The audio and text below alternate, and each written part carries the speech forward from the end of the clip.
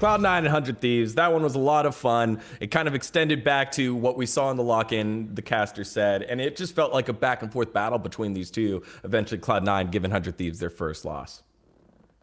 Yeah, I mean, I feel like I like this game. Go for it, LS. No, you first. No, you take it away, Dom. You are Cloud9 after. No. You know what, LS, man. I know you're gonna have a good take here, so you can go ahead. All right, I mean, this game was more like Cloud9 versus 100 Sins with the way that this one played out. This was so unenjoyable to watch if you're like a fan of high level play, because this was a clown fiesta. There were so many kills in this game.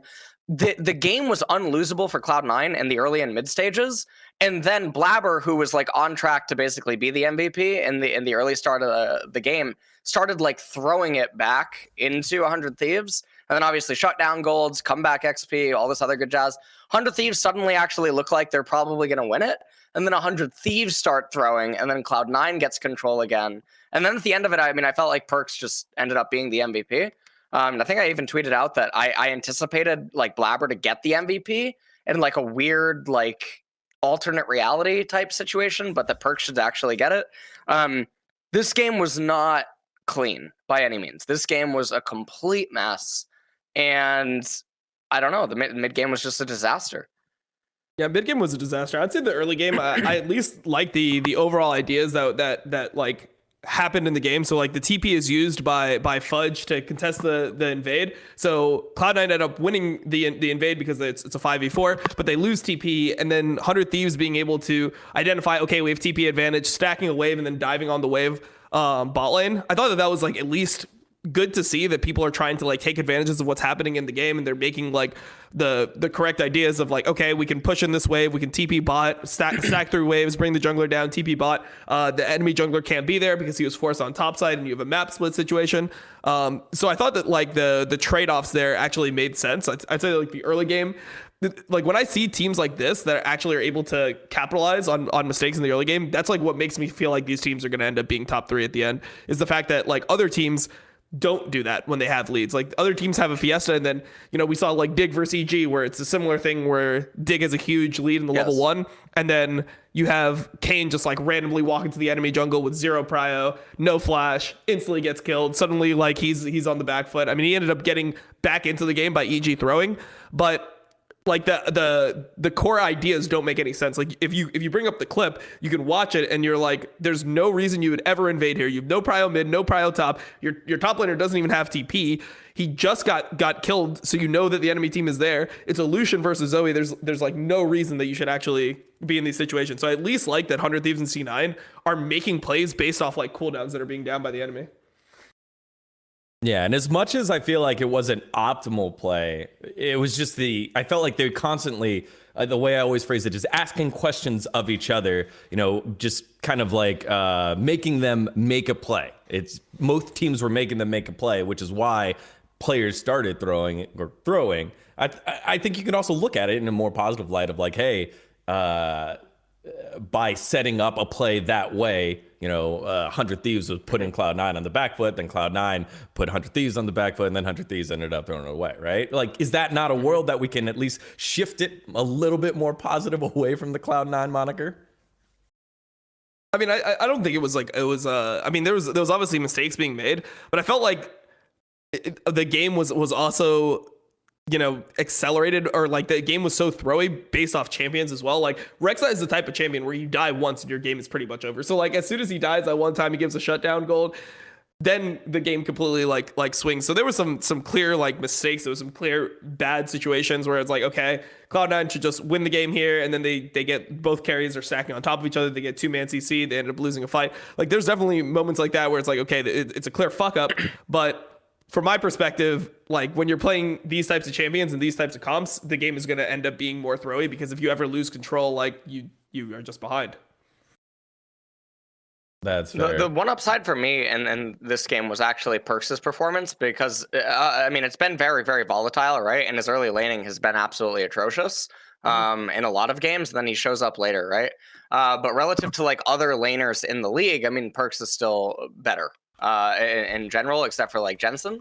So that like that's saying something. Actually, mid is like really fragile right now in North America. But this game, I mean, a takeaway for me was actually Perks' overall performance. I mean, he's side lanes better than actually quite good. He's side lanes better than any other mid laner in LCS. In NA, maybe. yes. Yeah, maybe you can say Jensen side, but even Jensen side laning hasn't been as good. It's so crazy to see, like, Perks will make so many obvious mistakes, right? Like, if you're watching the game, you'll be like, okay, like, to the untrained eye, you can see, like, oh, well, why did he just randomly like die in this situation? Like, he should know where the enemy jungler is. Why is he like having to force a summoner? Like, why is he trading like this? There's so many mistakes he makes in the lane phase. And then if you watch, like, even the FlyQuest game, right? He just randomly will catch up and be up like 20-30 CS in mid game off just pure side laning, because he understands like when to go to the side lane, how many waves he can push, how to capitalize on when people show on the other side of the map. And it shows that like the enemy teams, like teams like FlyQuest, have no idea how to deal with that. Like, they'll have the wrong person matching him. They'll have like their AD carry matching him at a point. They'll be like, well, what the fuck? Like, even if the mid laner is behind, if the mid laner is 2 levels up on your AD carry can't actually like win that side lane. So then they have to like switch the AD carry out for the mid laner, and then the mid laner's side laning, but they don't know how to like push waves. Like, one thing that I was watching with Crepo is how many times a side laner in NA will just donkey push the wave for zero reason. Like, they can like wait until 2 wave stacks and just like, you know, push both waves together, or they can like push an extra wave, or they should like not push the wave. Like, there's so many times where people just go into the side lane and they just start like fucking hitting minions, and they just hit the minions as fast as they can, clear the wave, and then just wonder what the fuck's gonna happen next, instead of being able to set up like, okay, this wave is like, you know, we can like either freeze this wave, or we can slow push this wave, or we can like stack 2 waves and then like move on a different timing. Like, there's no like thought that goes into the side laning. And I feel like that's Perks' biggest advantage, is he doesn't even have to like play well to be more useful than mid laners, because he always has this advantage in the side lane. And if you want a clear example of that, go back and watch Dom's co-stream with the CLG game, right? I think it was like it was the FlyQuest game.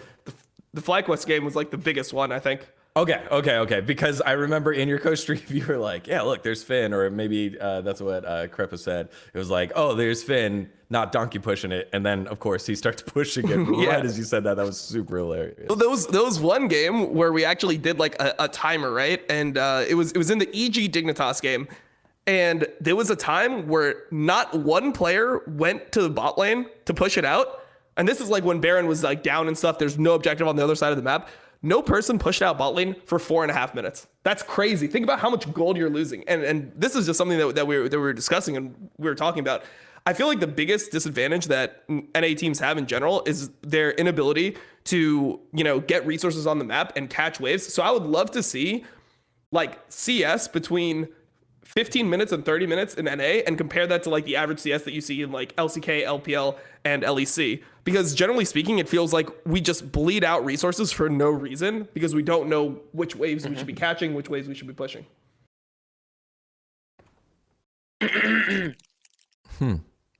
That's an interesting comparison, and maybe that's something we can get from the stats team over at the LCS. I know those guys, and they love trying to find new ways to contextualize the game. So I'll see what I can do, and if we can get that done. Well, cool. That was our game of the week. 100 Thieves, Cloud9. Learned a little bit about both teams there. A little bit more about Perks and his prowess at still being that big carry that team wants. Not just finding ways to win the game, but being an impactful force throughout. Hey, thanks for watching VENN Esports. Make sure to hit that subscribe button below and explore the other videos. In fact, click on the videos that are on the screen right here. They're right here.